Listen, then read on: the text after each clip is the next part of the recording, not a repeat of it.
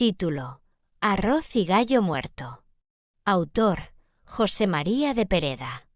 Aún no se habrían extinguido las últimas chispas de la hoguera y apenas asomaban los primeros rayos del sol sobre la cúspide de las montañas vecinas, cuando las campanas del lugar comenzaron a tocar al alba. Sin duda el sacristán había pasado la noche con sus convecinos bailando al fulgor de la hoguera, pues de otro modo, según pública fama, no hubiera sido capaz de tomar la delantera al sol para abandonar el lecho. Comenzaba yo, entre sueños, a reparar en la tan, para mí, inusitada música, y tal vez hubiera conseguido no salir con ella del plácido letargo que me dominaba, cuando la tos, las pisadas y los gritos de mi tío que entraba en la alcoba con el objeto de despertarme, ahuyentaron completamente el sueño que, por ser el de la aurora, es el que más me gusta. Arriba, perezoso, que ya es hora. Oí gritar entre garrotazos sacudidos sobre los muebles, y taconazos y patadas en el suelo. Pero, señor, si está amaneciendo, contesté balbuciente y restregándome los ojos. Eso es, será mejor levantarse al mediodía como hacéis en la ciudad. Fuera pereza, añadió con una risotada, tirando de un manotazo la ropa que me cubría, a los pies de la cama. Alza esos huesos y disponte a celebrar a San Juan como es debido. Estas últimas palabras me hicieron recordar que era el día de mi tío, y que por ello había llegado yo la víspera a su casa. Felicitéle cordialmente, y no pude menos de admirar aquella humanidad robusta y a pesar de los 60 años que contaba de fecha, fresca y rebosando en vida. Estaba ya afeitado y vestido con la ropa de los domingos, traje que sin ser de rigorosa elegancia, ni mucho menos, tampoco bajaba hasta el vulgar de los campesinos. Ancho, fino y cómodo, como pertenecía a un señor bien acomodado de aldea, categoría en que figura mi tío con tanto derecho como el mejor caballero de la provincia. Cuando me hube vestido, me cogió por un brazo y se empeñó en que le acompañara a dar una vuelta por el barrio, mientras era hora de almorzar. Dispúseme a complacerle, y salimos del cuarto. La gran sala que atravesamos tenía abiertas de par en par las 3 puertas de su inmenso balcón. El sol entraba ya por ella, iluminando todo el larguísimo y espacioso carrejo que terminaba en la escalera. Se oía el cuchareteo y hervor de la cocina que empezaba a animarse por la solemnidad del día, y se respiraba en toda la casa un ambiente especial. Una atmósfera pura y embalsamada, que solo se respira en el campo de la montaña en las madrugadas de verano, al secar el sol el fresco rocío sobre las flores de las praderas. Al llegar a la puerta de la escalera encontramos a mi tía, digna compañera de su marido, como el robusta y fresca, descubiertos sus blancos y rollizos brazos hasta cerca de los codos, y llevando un gran jarro de leche, espumosa y tibia aún, en cada mano. Sonrióse gozosa y expansiva con nosotros, saludóme cariñosa, y, velis nolis, me hizo probar la leche que ella misma acababa de ordeñar. Al bajar la escalera espantamos con nuestra presencia al averío que en el ancho portal se desayunaba con el maíz que para eso había desparramado mi tía sobre las losas. En el corral saltaban los terneros alrededor de sus madres, saliendo al campo a solazarse algunas horas bajo la vigilancia de un guardián. El mastín gruñía atado aún a la cadena, pero alegre y bullicioso al vernos. Todo, en una palabra, cuanto nos rodeaba, parecía disfrutar de la belleza del día que empezaba y de la inefable satisfacción que experimentaba aquella familia modesta en el 60º aniversario de mi tío, festividad doblemente solemne, por cuanto San Juan era, a la vez que de mi tío, el patrono del lugar. Siguiéndole yo siempre, salimos por la ancha portalada característica de todas las casas solariegas de la montaña. Entramos en una verde y entoldada calleja, y al llegar a la iglesia que estaba cerca, nos sentamos en un rústico banco detrás de ella y bajo una viejísima y copuda cajiga. A pocos pasos, enfrente de nosotros, estaba la taberna, y en su portal, 2 reses desolladas, colgadas de una gruesa viga, eran el centro alrededor del cual giraba entonces el pueblo entero, en busca de un pedazo de carne, sabroso regalo con que se celebraba entre aquella gente la fiesta del patrono.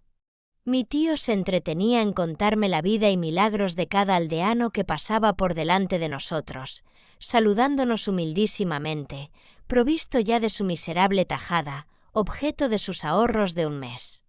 «¿Ves ese?», me decía, «que se tambalea sobre las piernas y lleva la cara metida hasta las narices en un sombrero viejo, mal calzado y peor vestido? Pues es un hombre muy honrado, tiene 7 hijos, y el mayor, con quien gastó la mitad de su pobreza para librarle de la cárcel en que le metieron por haber dado una paliza a su vecino, después de casado le puso pleito y le embargó la pobre choza que le quedaba, porque no le devolvió una corta suma el mismo día en que venció el plazo del préstamo. Hoy se habría muerto de hambre y de pena si yo no le hubiera dado el dinero para salir de su apuro. Ese otro jaquetón, tan planchado y que parece un señor, es un trapisondista capaz de pegársela al lucero del alba.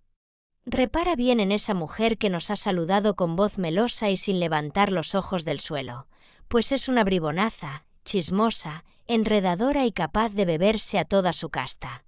Apostaría una oreja a que lleva la botella del aguardiente debajo del delantal. Este sí que es todo un hombre de bien y hacendoso. Sin tener un carro de tierra suyo, se arregla tan bien con la que lleva a renta, que nunca le falta media onza de repuesto al pico del arca. Es el mejor de mis colonos. Algo más que este otro perdido. 3 años hace que no me paga un cuarto. Murmúrase si lo gasta con una vecina, porque también por acá hay sus gatuperios como en la ciudad. Mira, la muy pingona ya se va detrás de él. Este es el señor alcalde, labrador acomodado, pero no me puede ver, aunque me saluda muy fino. Como no le dejo pasar ciertas cosas en el ayuntamiento. 7 pleitos he tenido con él, y le he ganado 5. Observa a ese que se arrima a la pared para no caerse, va hecho un cuero de vino. Es vecino mío y le da siempre en la borrachera por pegar fuego a mi casa. 4 veces le he cogido con el tizón en la mano. En una de ellas estaba ya ardiendo la leñera. No le he echado a presidio, porque me da lástima de su pobre familia. Ahí tienes 2 novios convidándose a castañas. Buena pareja, ¿eh? Hoy va la 3ª amonestación a misa mayor y mañana se casan. Mira el mastín de la cabaña, gran perro. Media nalga arrancó a un muchacho que le quiso montar el otro día. Ahora va a la carnicería a ver si pesca algo que valga la pena, como hay 2 reses hoy. Todos los domingos del año se mata una sola, pero en días señalados se consumen 2. Si fuera aguardiente, eso sí que tiene consumo en el lugar. De esta manera siguió el buen señor hablándome largo rato de todo cuanto veía y recordaba, sin tregua entre uno y otro asunto, y sin dar tiempo a que le replicara yo una sola palabra. Hago, pues, omisión de todas sus observaciones, en la inteligencia de que el lector no encontrará tanto interés en ellas como mi tío, para quien, como buen aldeano, eran la salsa favorita. Aproximándose la hora del desayuno, dispusímonos a volver a casa.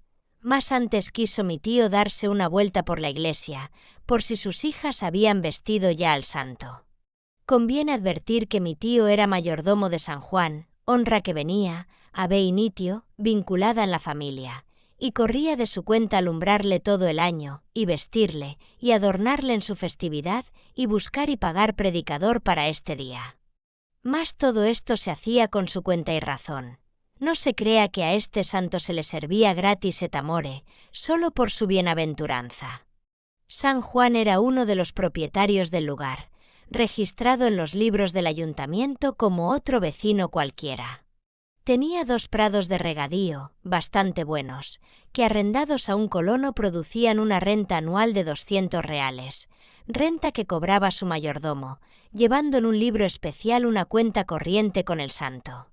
Pero en obsequio al administrador debe quedar consignado, primero, que los 2 prados del beatífico propietario eran de una manda hecha por la piedad de un abuelo de mi tío, y segundo, que éste, en honor del santo, gastaba todos los años, sobre los 200 reales que producían las fincas, otros 400 de su bolsillo, en lo cual se creía, y con razón, muy honrado. Y se comprende muy bien. San Juan no era para la casa de este buen señor solamente su patrono y el del lugar, ni uno de tantos bienaventurados cuya imagen se veneraba en la iglesia parroquial del pueblo. Era, además, un protector especial, un huésped constante de mis parientes. Los paños, los candeleros, las velas del altar del santo se encontraban en aquella casa como la ropa y el calzado de la familia, y hasta en las listas de la colada se leía siempre, junto al renglón, por ejemplo, de los calzoncillos de mi tío, otro de los paños de San Juan. Cuidábase su imagen, quitábasele a menudo el polvo, se restauraba la pintura dondequiera que se descascaraba un poco. Pintábanse cada 2 años y se doraban las andas en que se le sacaba en procesión, y se esmeraban mis primas en renovarle los ramilletes de flores que le rodeaban en la urna con la frecuencia necesaria y en engalanarle para las grandes solemnidades. Era el santo, en fin, como de la casa, valiéndome de una frase de mi tía. Y hechas estas advertencias, volvamos al asunto principal. Entramos en la iglesia. En el centro de ella, y colocado ya en las pintorescas andas, sobre una mesa, estaba San Juan con el corderito a los pies, y en la diestra la cruz con el Agnus Dei qui tollis peccata mundi, escrito sobre la flámula ceñida a ella. Sin estos atributos, confieso que me hubiera sido imposible conocer lo que aquel aparato representaba. Tales primores habían hecho mis primas con la imagen. Hallábase ésta bajo 2 arcos cruzados, en el sentido de las diagonales de las andas, revestidos de pañuelos de seda de sobresalientes colores, y caían sobre la cabeza del bautista multitud de relicarios, campanillas, acericos y escapularios. Y no pareciéndoles, sin duda, bastante a mis primas la piel con que el escultor cubrió la desnudez de la imagen, habíanle colgado sobre los hombros un rico chal de Manila, que le llegaba hasta los pies, y colocado en la mano con que señalaba el corderito. Un pompón encarnado y verde, procedente de un chacó de realistas, cuerpo a que, en sus mocedades, había tenido mi tío la honra de pertenecer. Mirábame y miraba al santo, y tornaba a mirarme después con cierta expresión de complacencia, mientras yo contenía a duras penas la risa que me excitaba el fatalísimo gusto de mis primas, que habían hecho, con fervorosa y cándida intención, un ídolo chino de una de las imágenes más poéticas y sencillas de nuestro culto. Felicité, no obstante, a mi tío por su celo y esplendidez, y después de dar él algunas órdenes al sacristán relativas a la procesión, salimos de la iglesia y nos volvimos a casa. Esperábamos ya alrededor de la mesa mi tía, mis 2 primitas, que, en el vigor de la robustez y de la juventud, hubieran podido marear a un estoico con algo menos de rubor y con un poco más de coquetería, y el predicador que debía hacer el panegírico del santo aquel día. Era un franciscano exclaustrado, párroco de uno de los pueblos inmediatos, y orador de tanta fama en la comarca como pulmones. Mi tío se honraba todos los años dándole de comer y de almorzar el día de San Juan, y sus hijas le planchaban y rizaban la sobrepelliz que se vestía para predicar.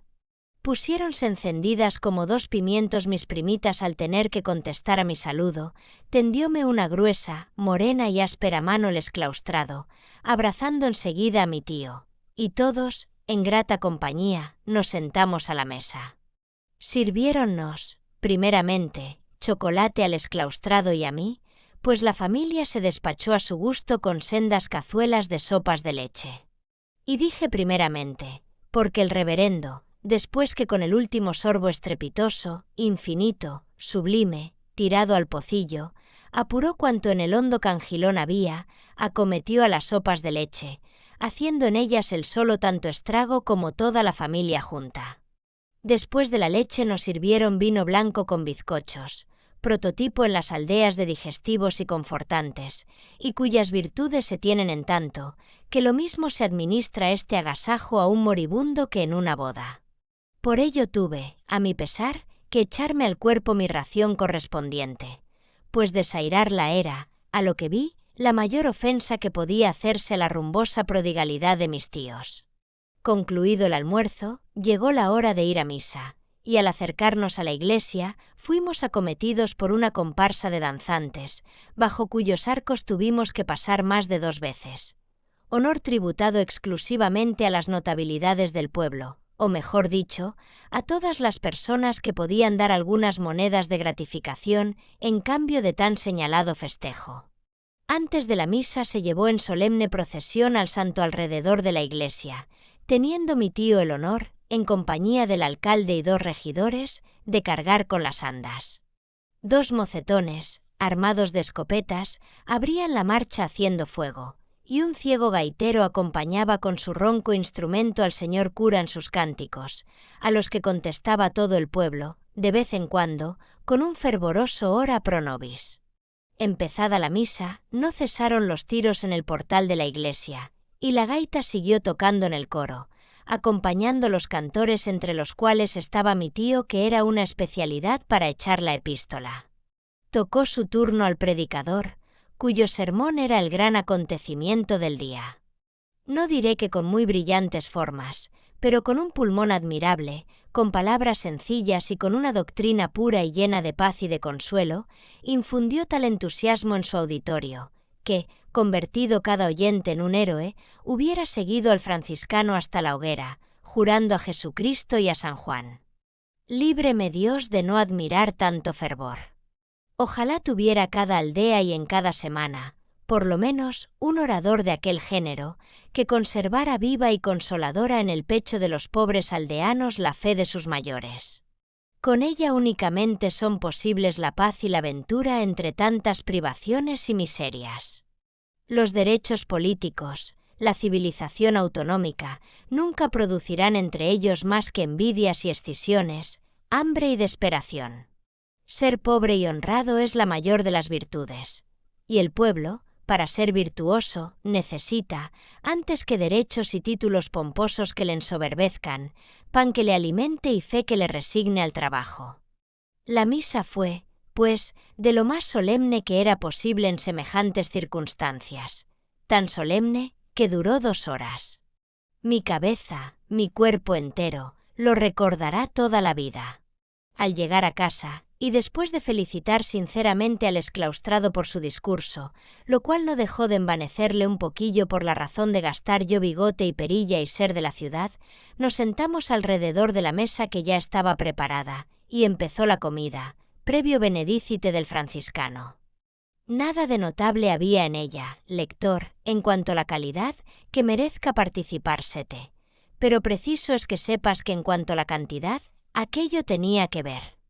La sopera, llena hasta los bordes, era poco menor que un barreño. Las fuentes del potaje podían servir de barcas en caudaloso río. El primer principio se componía de más de media arroba de carne guisada, y cuando llegó el gallo en pepitoria, héroe del banquete, acompañábanle, para hacerle honor, 4 capones. De ellos se nos sirvieron a los 3 hombres a capón por barba, y se repartió el cuarto entre las 3 mujeres. Y lo de menos hubiera sido para mí semejante alarde de prodigalidad, y hasta el acostumbrarme a ver sin admiración cómo mi tío y el predicador engullían cuanto les ponían por delante. Pero lo terrible fue que me obligó a hacer lo mismo que ellos la implacable oficiosidad de mi cara tía. Cedí con la sopa a los reiteradísimos ponte más, no lo desaires con que me acosaba la buena señora. Y al tratar resueltamente de negarme a repetir de los potajes, tal fue la insistencia de la familia entera, y tanto me solfearon que despreciaba su pobreza, que por no sufrir tan inclemente machaqueo me resolví, con la resignación de un mártir, a jugar la salud en aquel lance, pero me fue imposible transigir con el capón. Materialmente estaba ya lleno, rebosando mi estómago. Para colmo de mi angustia, llegó el arroz con leche, plantándoseme delante un plato sopero encogollado para mí solo. Y en acabándole, aquí tienes más, añadió mi tía con una sonrisa muy cariñosa, pero que me hizo temblar, horrorizado, al ver la enorme fuente que señalaba con el dedo, colocada en el centro de la mesa. Afortunadamente, con la idea, nada más, de echarme al coleto tanto engrudo, entráronme unos sudores, fríos como los de la muerte, levantéme tambaleándome, llegué al corral, y despojado el estómago del peso que le oprimía, volví a la mesa, pero sin el consuelo de hacer comprender a aquella buena gente la impertinencia de sus malentendidos obsequios. Mi tía, especialmente, achacaba el suceso, en tono de resentimiento, a que no me gustaban los guisos que ella misma había hecho. Luego vi que era imposible persuadir a aquellas benditas almas de que puede un hombre hartarse una vez de sopa de fideos, de gallo en pepitoria y de arroz con leche. Concluyó por fin el banquete con vino blanco y bizcochos, y mientras el fraile y mis tíos se fueron a dormir la siesta y mis primas a vestirse para ir a vísperas, yo me largué al campo a tomar el aire, que buena falta me hacía. 2 horas después volvimos a la iglesia. Sacaron otra vez al santo en procesión, rezóse el rosario y nos fuimos a la romería, que se desparramaba en una pradera inmediata a la iglesia. Hiciéronme ver uno por uno todos los bailes. Este porque era de guitarra, el otro porque era de pandereta y por ser de gaita el de más allá. Compramos avellanas, peras, cerezas y rosquillas en todos los puestos de la romería. Convidámonos recíprocamente la familia, el exclaustrado y yo. Vi un desafío a los bolos entre mozos del lugar y otros tantos forasteros. Oílos vivas que nos echaron 2 danzantes, encaramándose unos sobre otros hasta formar lo que ellos llaman castillo, y los que también hubo para las demás personas que les habían dado dinero. Y volvimos a casa al anochecer, despidiendo al predicador después de haber tomado chocolate y agua de limón todos juntos, como si no hubiéramos comido al mediodía. 1 hora más tarde me llamaron a cenar. Otra vez capón, otra vez pepitoria y otra vez arroz con leche. Aquel cuadro me espantó. Fingíme muy malo, y creo que lo estaba, dado que de susto también se enferme un hombre, y me largué a la cama, donde tampoco fui feliz, porque, apenas me hube dormido, comencé a soñar que comía capón, pepitoria y arroz con leche. Desperté, volví a dormir, y torné a despertar y a dormir otra vez y otras 100, y siempre veía el repleto cucharón de mi tía persiguiéndome y llenando los claros que yo iba haciendo los platos que me servían sin cesar. En esta lucha cruel me cogió el alba. Salté de la cama, vestíme, y desayunándome deprisa, corrí a despedirme de la familia que había madrugado más que yo. Agradecí a mis buenos parientes, con toda mi alma, la sinceridad con que me brindaban su casa y su cariñosa asistencia por algunos días más. Sentí de veras que perentorias ocupaciones me impidieran complacerlos, pues cariño hacia ellos me sobraba. Disculpéme lo mejor que supe, monté a caballo, y llenos los bolsillos, la maleta y las pistoleras de fruta y de rosquillas que me hicieron tomar a última hora, partí hacia la ciudad, prometiéndome a mí mismo solemnemente, y lo he cumplido, que sí. Alguna vez volviera al campo había de ser en días hábiles y normales, y en manera alguna en los que, como el de San Juan citado, se llaman, con sobrada razón, en mi tierra, de arroz y gallo muerto. Fin. Gracias por escuchar este audiolibro.